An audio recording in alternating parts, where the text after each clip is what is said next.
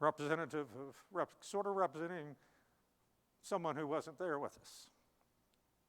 Like the workshop embraces these quotes from people in our history, in current. The first one from Warren Bennis, he said that excellence is a better teacher than mediocrity. The lessons of the ordinary are everywhere. Truly profound and original insights are to be found only by studying the exemplary. Here we try to bring the best of the best, learn from each other. Einstein, you only see what you know. Well, we're hoping that when you leave here this week, you will know more and be able to see more of where you can improve your organization. And then at the bottom, these are Orville and Wilbur Wright. They said, we must question what we believe to be true. They were trying to achieve powered flight. And when they did that and found that there were problems in how everyone else was trying to achieve powered flight, they changed the world forever. And we can do that too. And that we have been doing that. The attendees, everyone here, for the past 30 years, have been changing the world in which we can influence. Now, so the future. On Event Mobi, you can go and select polls, and you can select this session, the 30-year history, and you can put in a few words on what you think the future is for this workshop, for our committee. Now, a few people have already put some things in and have already pre-populated. Let's share, let's see what we already got.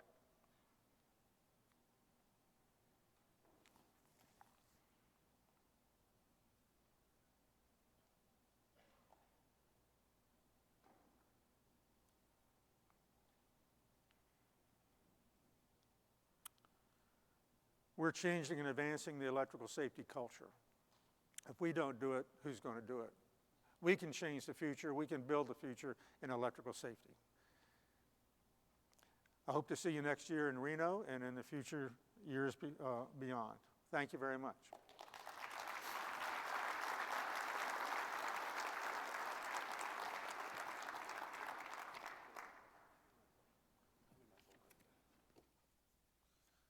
I'll greet the $5. Okay. All right.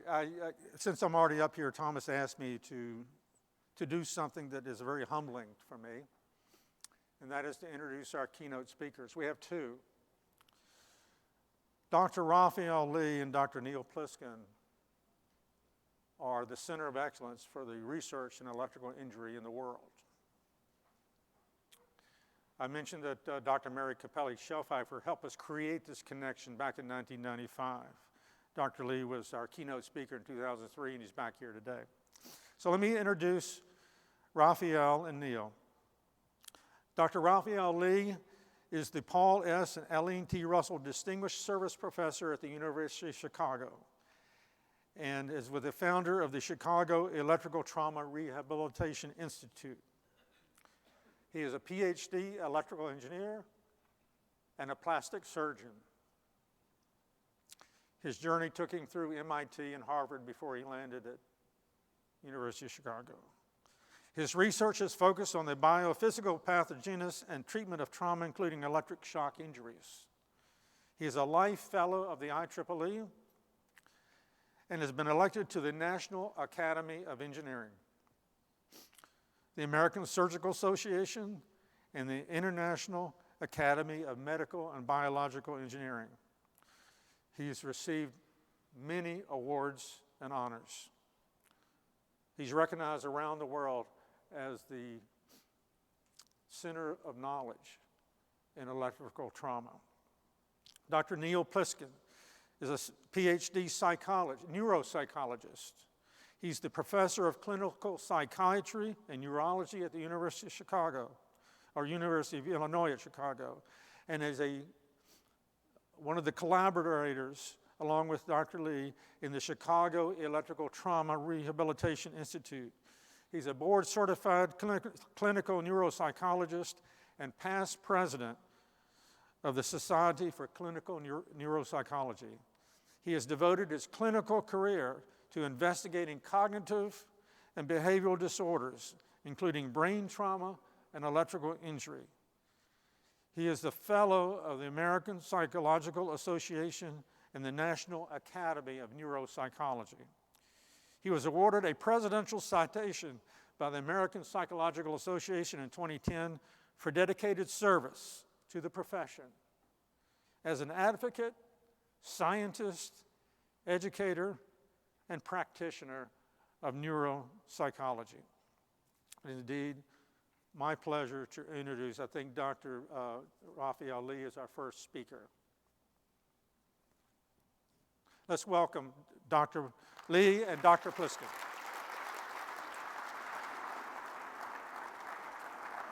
Thank you, Len.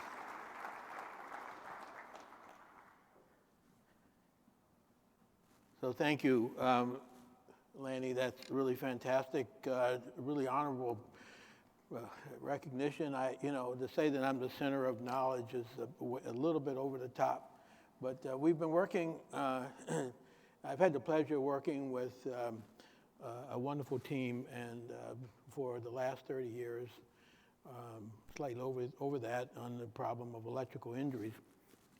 We want to share with you some of the information that we have learned. There's still more questions than there are answers. Let's see if I can get a hold of this.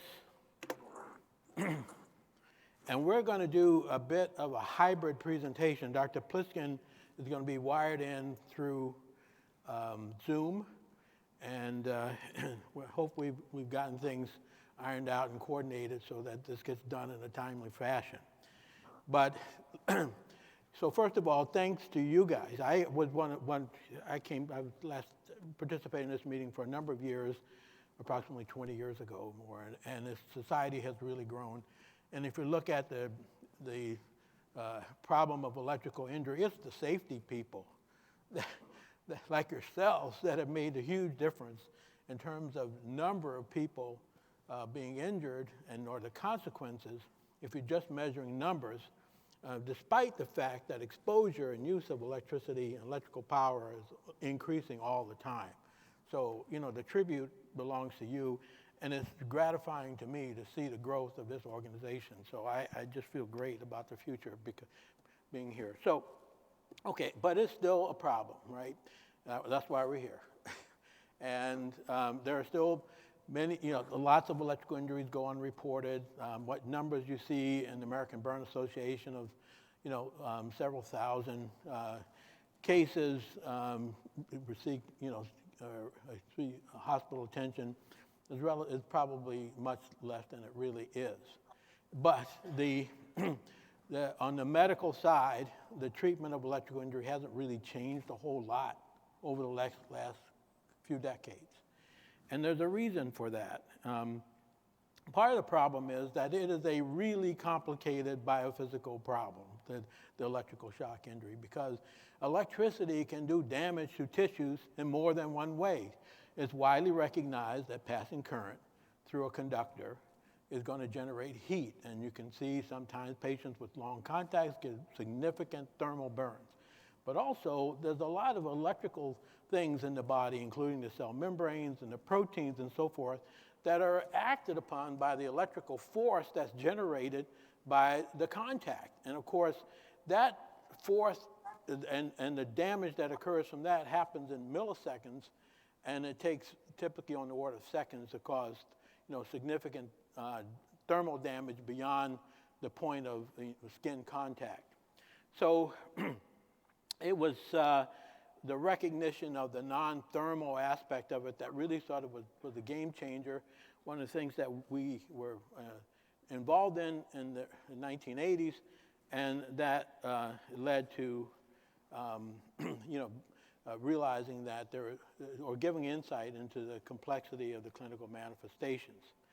Now, so in addition to that, when the current passes through the body, the current density is not uniform, right? Because the cross-sectional area is not the same from one location to the other.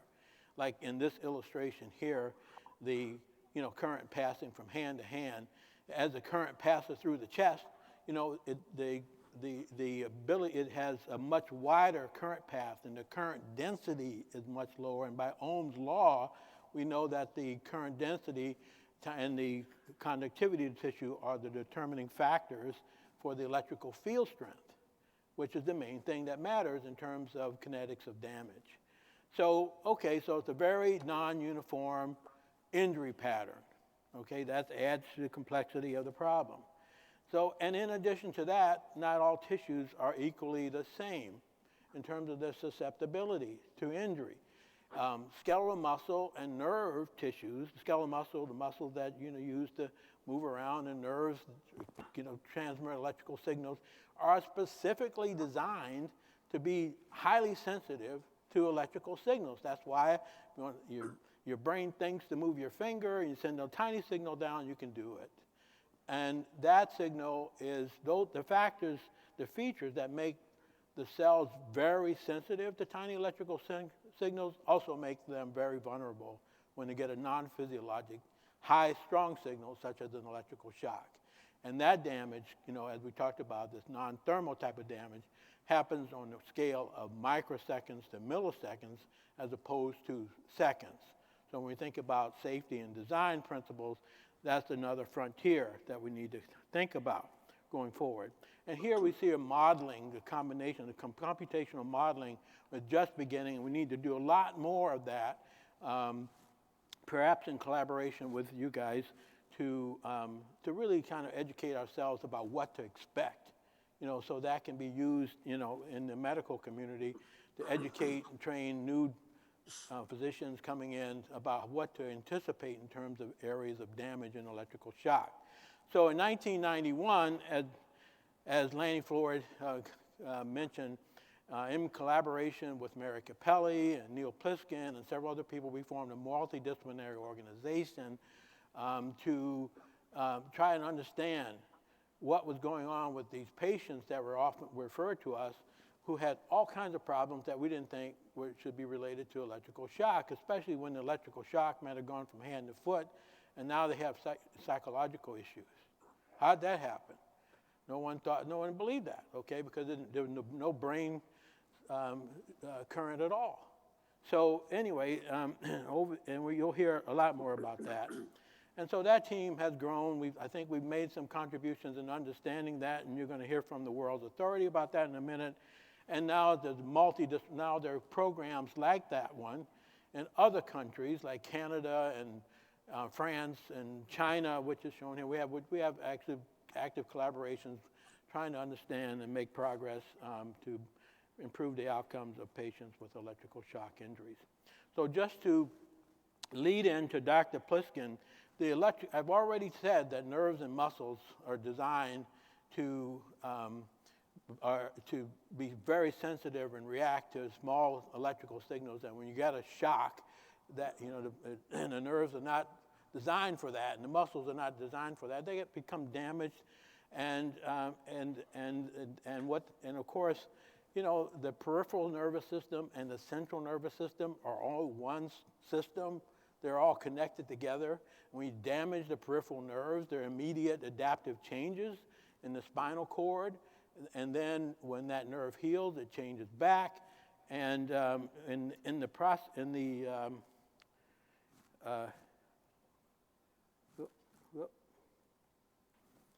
can't convince it to change. Did I do something?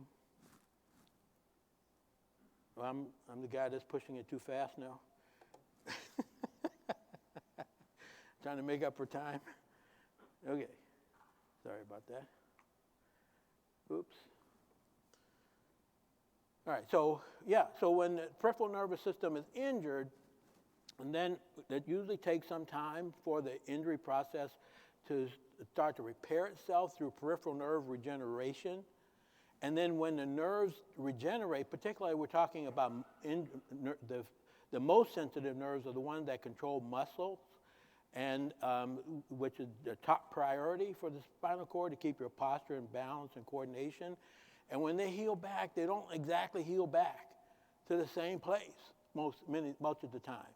And not just for electrical injury, but for all kinds of injury. And that's been well demonstrated by neurophysiologists for decades. So it's not, so you can imagine getting injured with an electrical shock, the nerves heal back, but it now, the circuitry, the peripheral circuitry feeding back information to the spinal cord is giving it different information than it got for the first X number of years of the person's life. And then that leads to coordination and balance problems, which then leads to muscles not coordinated properly within itself and causing trigger points and chronic pain. And then chronic pain, let me just show you this one video of a lady who was working in the kitchen, and one of the carts, electrical heating carts, had a grounding problem. She had a 240 volt shock, no physical burns. Her hands were wet. You could talk, and here she is 9 months later, can walk fine with her eyes open. I tell her to walk in a straight line, not toe to toe, but walk just in a straight line with her eyes closed, and you can see what happens. So that's a very common manifestation.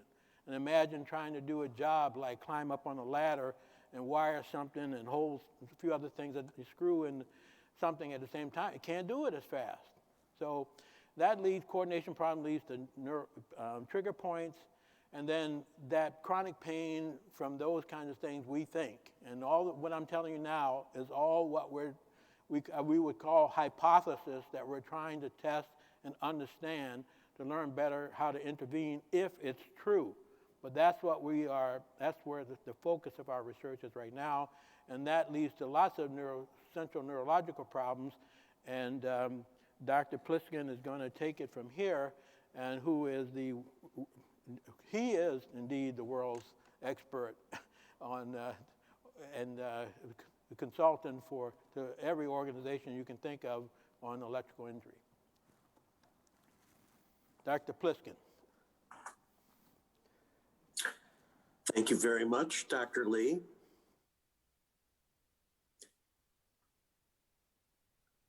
And I apologize for not being there in person. I really wish I was. The weather sounds like it's a lot better than in Chicago. So I'm going to use my time to talk a little bit about electrical injury and what we've learned. And it occurs to me that maybe some people in the audience don't understand what a neuropsychologist is. I'm a clinical psychologist with specialty training in the neurosciences. And this is not rocket science. I mean, these are performance-based tests. You come into a room, it's quiet, you sit down, and somebody asks you to learn and remember information or do other tasks. And then we compare how you do to other people your age. So things that I'm going to show you about cognitive status and emotional status, it's not just based on impression. It's not based on impression at all. It's quantitative information. So I'm very delighted to share with you some of the information that we've gathered, and that's the royal we. We actually have data that goes back pre-2000, but we haven't really gotten through it yet. But I want to show you that since 2000, the Cetri program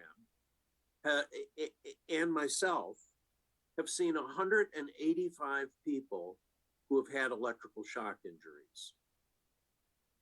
Now, I'm just going to say this one time because it's important information, and I'll say it up front.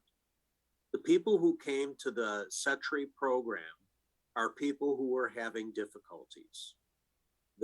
So everything that I'm going to talk about are related to people who sought treatment. In our field, we call it a convenience sample. That doesn't necessarily mean that that's what the experience is for all people who have had electrical injuries. And in fact, I'm quite sure it's not. So understand that what I'm going to present to you is our group of patients who came to see us because they were having problems as a consequence of their electrical injury. And this sample of 185 I tell my colleagues and my students, it's like gold, because most clinicians, at least in the US, they don't have much experience with electrical injury. They've seen a few, uh, especially in my field, they've seen a few. So out of these 185, they fit the demographic that you already know. They're mostly male. Right-handed is a neuropsychology thing. They're a young group, age 43, even though there's quite the range. And also, they are, as a group, high school educated. The range should be from grade 8 to grade 20. The sample demographics are 84% white, 8% Black, 7% Hispanic. And the type of injury contained in the sample that I'm going to show you, there's 10 lightning strikes in there, but they're excluded from all the studies that we've done. I'm going to show you because, lightning strike is obviously a very different kind of, I'm telling this to a group of engineers. So, so the things to tell you about our sample is that 80% of them sustain their injury through contacts, continuous contact, and 20% through arcing. Out of our sample, less than half had contact burns. 7% fell off a ladder or were blown backwards and also sustained a traumatic brain injury. Less than half had a loss of consciousness, which is relevant, and I'll explain why in a moment.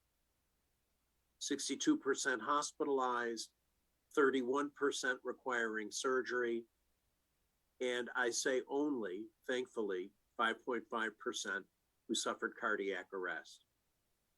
Now, these are key demographic issues when you do the work that I do as a neuropsychologist, because everything that I showed you is voluntary. We bring you into a room, we ask you to do stuff, and we assume you're going to try hard. And sometimes people in compensation, anybody who works with electrically injured patients understands that there's workers, since it's a younger sample, it's workers' comp, there's civil litigation, there's personal injury. So 79% of the sample is engaged in one form of litigation or another. It's just a fact of this kind of work. And then the other points are that, and I'll get back to this later, that 3 out of every 4 people had no prior psychiatric history, and 38% had, let me say that again, 25% of our sample had no prior psychiatric history, and 38% of our sample did have a history of migraines and other neurological issues. So with that high rate of litigation, the field of neuropsychology has changed a great deal. I know this is a busy slide, but here's the main point. Neuropsychologists now give tests that are designed to look like memory tests or speed tests, but even people with significant brain damage can do them easily. So they're designed to trip up people who are purposely attempting to game the system. And so applying modern standards of making sure that everybody who you include in the sample actually tried hard and gave you valid data, we now give what are called performance validity tests. And what we are discovering is that 21% of the people that came in to see us failed their performance validity tests, meaning that we could not interpret their test data. Also, an invisible injury doesn't mean no injury. I don't know why I put that there. It was a random thought that I had. But I think that what happens is that sometimes, people come in, they look fine, they sound fine, they talk fine, everybody expects that they're fine, and then they're not. And the automatic assumption that people make, especially in my field, is they're not being genuine. Well, 21% of our sample, that turned out to be the case. So since I'm on limited time, I want to just summarize what we've learned after 2 decades of working with these patients. The first thing I want to tell you is that electrically injured patients experience cognitive dysfunction. But this cognitive dysfunction is very different than what you see in traumatic brain injury. In traumatic brain injury, somebody, let's say, you're in a car accident. Here's where the car accident occurs, right at this point here. So you have a loss of consciousness, and then you have a period of time that you're confused, and then you start to wake up again. This period of time between loss of consciousness and confused, the person will never remember that time. It's called post-traumatic amnesia. So the way that you measure the severity of a traumatic brain injury, like somebody in a car accident, is, did they lose consciousness, and for how long? Did they have this post-traumatic memory loss? And the other thing that's key is that the most evidence of damage of injury occurs closest to the time of injury. Now, when you contrast that to what we've learned from our 185 electrically injured patients, is that electrical injury severity cannot be considered as a traditional traumatic brain injury. And the reason that I'm harping on this is because the workers who are injured, who do they go and see? They go and see their primary care doc. They go and see their neurologist. And if they don't have any experience with electrical injury, then everything gets filtered through the lens of traumatic brain injury. So in traumatic brain injury, you expect loss of consciousness. In electrical injury, it happens less than half the time. In traumatic brain injury, you expect that gap in memory after the event. It occurs 30% of the time in electrical injury. I said that when somebody has a traumatic brain injury, like a bad concussion, the most acute effects are seen right after the injury. The conundrum with electrical injury is that sometimes the effects are delayed and they're not apparent right away. Finally, in traumatic brain injury, you give them an MRI, you see an evidence of a bleed or a bruise, and you make certain assumptions. They've had a traumatic brain injury. What our experience has taught us is that when you do MRIs, traditional high-resolution 3 Tesla magnet MRIs with these folks, most of them do not have evidence of structural brain damage. So if nothing else, I've spent a lot of my time, and I'm a clinician and an educator, trying to educate my colleagues just about this one distinction between traumatic brain injury and electrical injury, because what ends up happening is these folks end up with electrical injury, end up not getting the treatment that they need. And if they don't get the treatment that they need, then guess what happens? There's delayed effects. So, okay. And there are delayed effects. And we followed over time our convenience sample, and we see that yes, there's symptom complaints early on, and there's symptom complaints that persist over time. What are those symptom complaints? This is why Dr. Lee reached out to me in the first place, because half the sample was saying that they were having memory problems and word finding and concentration problems. And by the way, this is compared to my wonderful International Brotherhood of Electrical Workers, Joliet branch, who served as healthy electrician controls for some of these samples. And here's what I hear from my patients. It's not that I can't do things, it just takes me longer. My brain feels like it's on screen server. I hear this one a lot. What was automatic is no longer automatic. I'm slow. I can't track things as easily. These are the kinds of things that I hear. So what are the objective findings show when we give them these? So we only include people who pass their performance and symptom validity testing. We match them for level of intelligence. We make sure that they have no traumatic brain injury in their background. And what we find is that as a group, they're slower. They don't have amnesia. They don't have dementia. They don't have language disturbance. They're slower. They're less able to pay attention. And so that's a key point. Neurocognitive changes occur after electrical shock injuries in our convenience sample. They're generalized impairments. They're not specific impairments.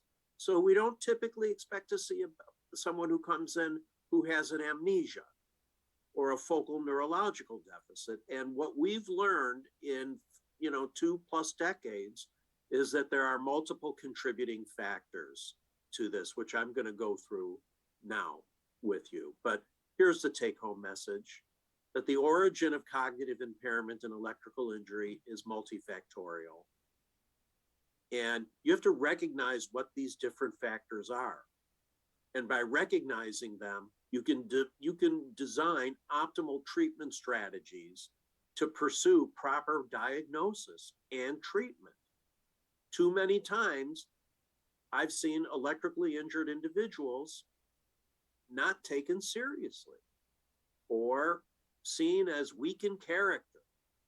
But here's also what I've seen. I've seen a lot of these individuals who experience comorbid pain conditions, disrupted sleep, trauma and problems with emotion regulation. They're taking a lot of medications. Suddenly, the thing that they've trained their whole life to do, now suddenly they have unrealistic and unusual fears that prevent them from and cut them off from what they do. And then the big unresolved question is, what's the direct effect of electrical exposure on the central nervous system, if any? And just so you know that this isn't a Chicago thing, here's an article that just came out from the French group within the last month or two, following electrically injured patients over time. Their sample was 76 adults who they followed after a year. And the problems that they grouped were neurologic and psychologic problems, and pain mixed in here too. So we've done our own studies with looking at electrical injury and chronic pain. And what we have found is that the impact of chronic pain affects both mood and thinking abilities after electrical injury. This study is in press right now in the Journal of the International Neuropsychological Society. And after you adjust for their medication use, higher pain levels are associated with, surprise, a harder time paying attention. And if you have a harder time paying attention, you're going to have a harder time remembering. Depression is significantly correlated. It's a complex brew. And when you compare electrically injured and chronic pain patients from other sources, they don't look any different. So we have, like in this study that I'm talking about, we took folks who had like low back pain and were candidates for surgical intervention for their low back pain. When we tested them, and cognitively, they didn't look any different than our electrically injured patients do. So we know that pain is absolutely a component. Here's this French study, and now they looked at the percentage of patients, and at the top of their list of initial symptoms is pain as well. And mixed in here along the way, we've got anxiety and tiredness, we've got confusion, amnesia, I'm not a big supporter of, and then some of these quasi-neurologic symptoms of malaise and hearing loss. And so the key point is that electrically injured patients' pain experience influences their memory, their concentration, and their emotional functioning. And that injury characteristics, the chronic pain, the life complications, and then the changes in emotions that occur are the origin of this cognitive impairment. So you need a team of people. You need a cardiologist, you need burn specialists, you need health psychologists, and maybe even a neuropsychologist. Here's the second thing that we know from working with these patients for so many years, and I know I only have about 8 minutes left, so I'll be quick. Electrical injury patients develop changes in their mood and emotion. I've already told you that 25% of our sample had a prior history of psychiatric contact. That means 75% did not. And what we're finding is that post-traumatic stress disorder, stress, anxiety, all of these are part of the electrical injury experience. And the more diagnoses you have over time, the more cognitive impairment that you show. Let me say that again in English. If early on you are experiencing changes in emotional functioning as a consequence of electrical injury, and you have more than one diagnosis, like anxiety and post-traumatic stress or anxiety and depression, and you follow them cognitively over time, those folks who have the psychiatric complications are the ones who also have the most cognitive impairment. So we have a high frequency of depression, post-traumatic stress, and anxiety in this population.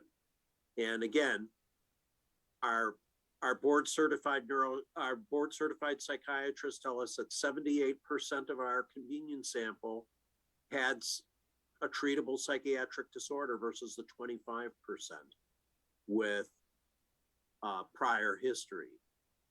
And the prevalence of this morbidity increases over time if you do not address it. So here's a study where we looked at patients who we tested twice. And over a period of time, those folks diagnosed with psychiatric conditions, just plain and simple, did worse. So electrically injured patients experience psychiatric changes and particularly problems with emotion regulation. These symptoms aren't a character flaw. They're not the sign of a weak personality. They're symptoms of emotional trauma and possibly the effect of the electrical exposure on central nervous system function. And the third point is that it remains a major source of disability for patients that affects patients years later. And we've done a bunch of studies looking at testing patients over time and finding again that worsening depression symptoms are associated with worsening mental speed. So for at least a subset of electrically injured patients, those who develop psychiatric symptoms during the post-acute phase, it has a detrimental effect on their functioning. And listen, the reality is that there's still a stigma associated with mental health and behavioral health issues. And some people suffer in silence. And they don't get better when they suffer in silence. They need help. It's a chronic concern that can impact long-term adjustment. This is from the recent study looking at from the French group, and and it looks at like what are the different complications over the years, and you can see that in the folks they studied, and this is for them, they followed up with phone calls essentially, but psychiatric and psychological and neurological complications remain part of the clinical picture. So in conclusion, electrical injury is a cause of significant disability. When cognitive impairment emerges, it's not usually due to just one thing. And you can't consider these patients as traditional traumatic brain injury patients. That's what I tell my colleagues. That's what I tell physicians when I talk to them. But electrical injury can lead to significant changes in behavior and chronicity. And that's why early identification and targeted treatment is so important. So what we've learned is over time is that neurocognitive impairment is not typically the primary problem in these folks. Treat their pain, treat their sleep, address their medications, make sure that their psychiatric status is addressed. And then you'll be in a position to minimize the neurocognitive impairments that they do have. Early attention to mood state is critical because these problems can persist for years, and people can be socialized to the idea of, I'm sick, I can't work. So early intervention really, really matters here. That's the message. And recognition and treatment of chronic pain conditions while limiting the long-term dependence on opioids, and recognizing and introducing physical rehabilitation into the mix. What we don't know, this is my last slide. Here's what we don't know. We don't know exactly what effect electrical exposure has, either directly or indirectly, on central nervous system function. Dr. Lee and I have many discussions about this. What we don't know is that why these mood and emotion regulation problems develop. And you can say, well, you know, the person was in a near-death experience, but I've had firefighters, I've had emergency medical responders, like the most stress-resistant people that you can imagine, who still experience major disability and changes associated with changes in their emotions. And I'm not clear how much of that is in reaction to a situation that they've been in versus how much of that is an effect of the electrical injury itself. And that's why I conclude by saying that the lack of clarity in brain contributions inhibits the development of more effective post-injury interventions. We need more functional imaging studies. We need different ways of looking at the brain. And I'll stop here and turn it back over to Dr. Lee.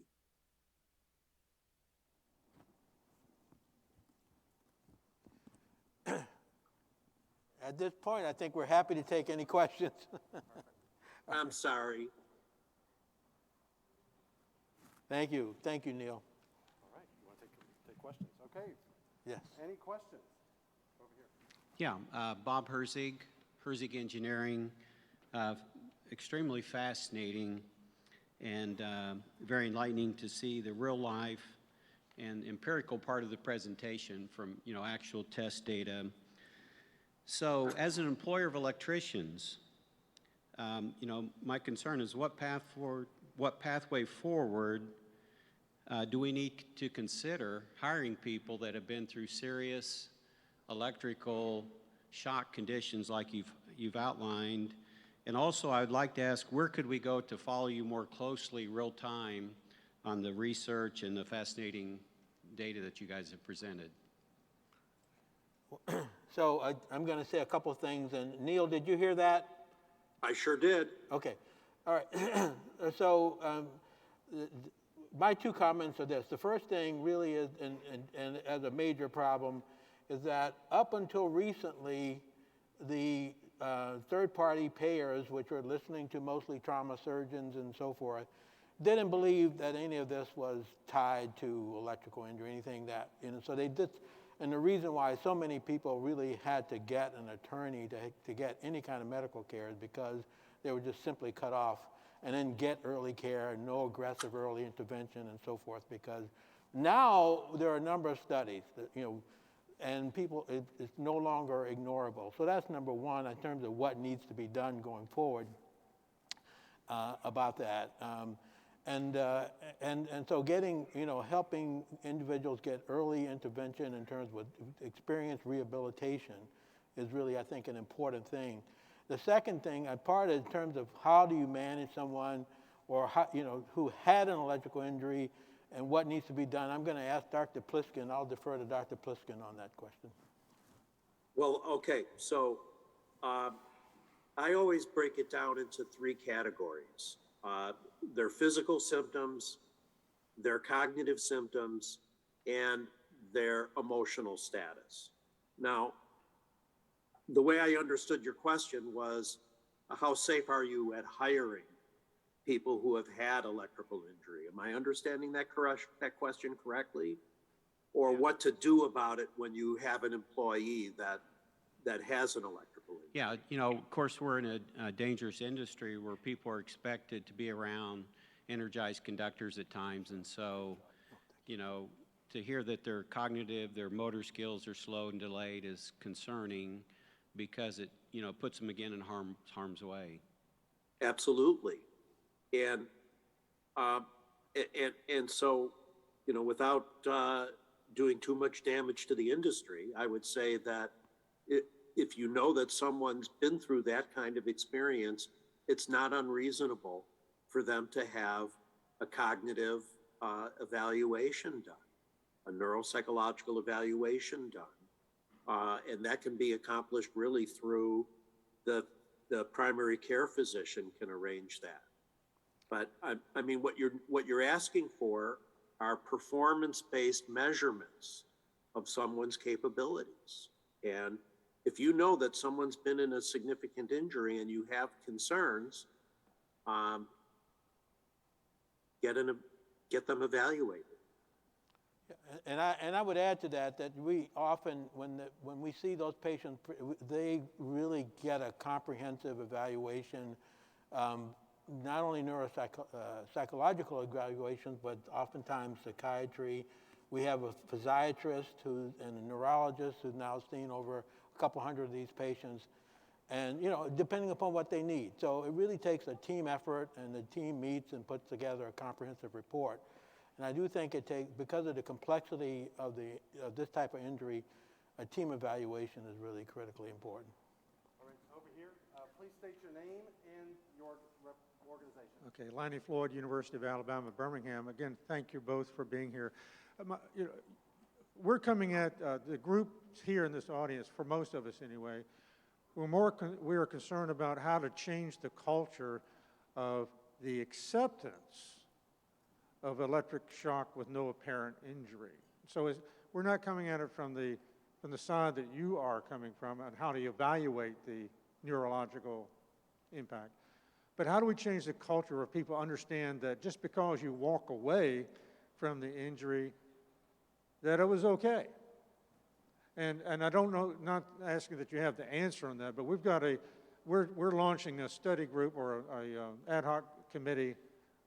We actually launched that this week, where we're going to be trying to bring some ideas together on how to better influence the culture of acceptance of electrical injury with no visible, apparent, immediate injury.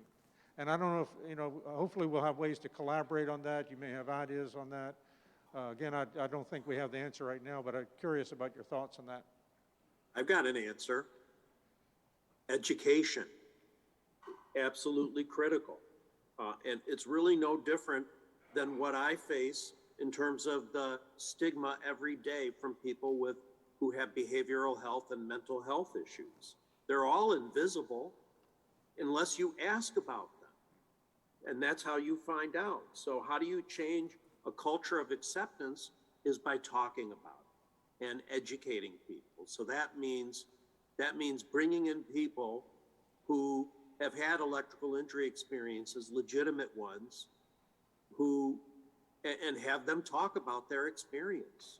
And and for funding for additional research to try to get a more granular understanding of what influences the behavior changes in these individuals. But sometimes the folks with the invisible injuries, they do worse than the folks who've had amputations or more obvious burns. Does that answer your question? Well, it really is a help, it gives us a jump start on some things we can think about doing. Thank you so Well, much. the other thing, Lanny, just to say, I know we're almost out of time, but you know, there's a certain amount of inertia of change, you know, in the medical community. Now, Neil Pliskin was the very first person to report these kinds of issues, you know, in a large enough scale. But Joel Fish from Canada, now we have the group from Paris. We got several others that have, and several others from the United States as well around the world. So now it's gotten to the point that the evidence is irrefutable. It's just not one person's perspective on it. And I think, you know, it's time to really, and the docs in the medical centers are beginning to change too. I think that's been a bit of a problem, but it's just sometimes takes longer than we ever hope for these kinds of changes to take place. Yeah, thank you very much. Mike O'Brien with Exponential Power. Since a lot of people are very reluctant to report shocks, especially on the job, and some of these injuries are not, they don't manifest themselves the same in each person. Is there any benefit to, say, like a pre-employment baseline testing? And if there, I think there'd be a benefit, but is there such a thing? Thinking along the lines of hearing conservation programs. Oh my God, I love you and I've never met you. I mean, what an absolutely fabulous suggestion. And all it took was millions of dollars of lawsuits for the NFL to figure out that they needed to do baseline testing before they started their season with their football players. So your suggestion is spot on. Thank you. We'll take these. And by the way, these pre-screening evaluations are quick. Tom Zampel, Electric Power Systems, thank you. Do you have what the electrical injuries were that caused them to, you know, look for you have a list of those. The idea is to try to understand at what point does an electrical injury become serious? At what, voltage, current, burns, whatever.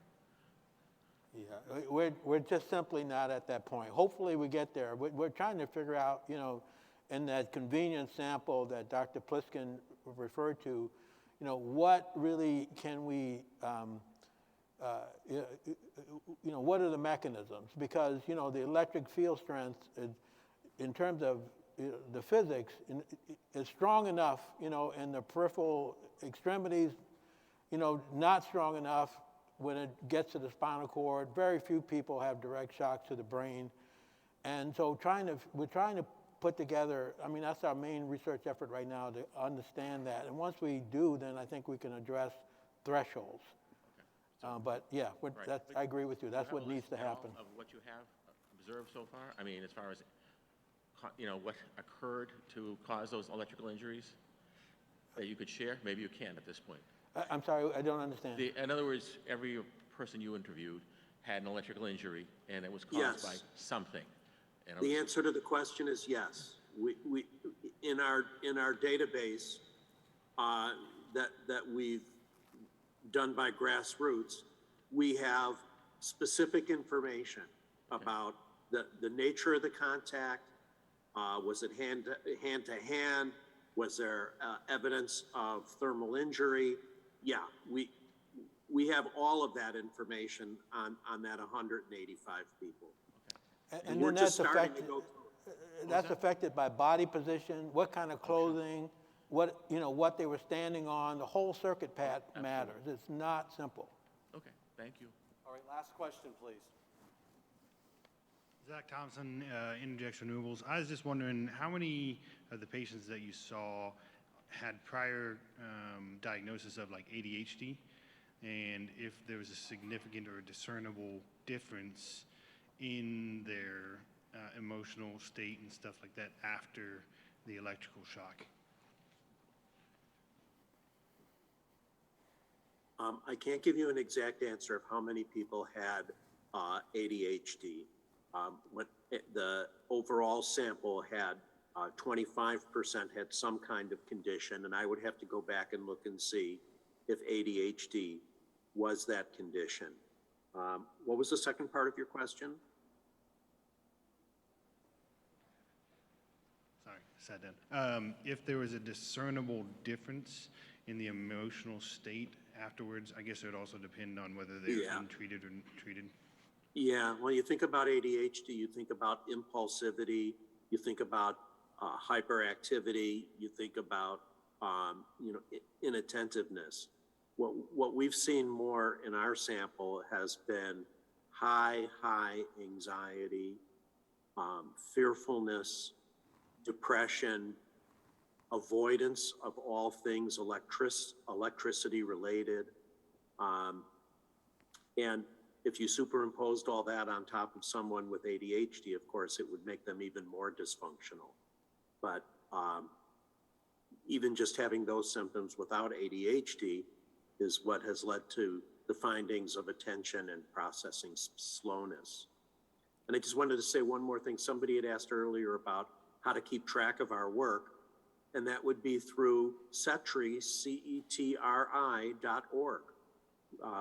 That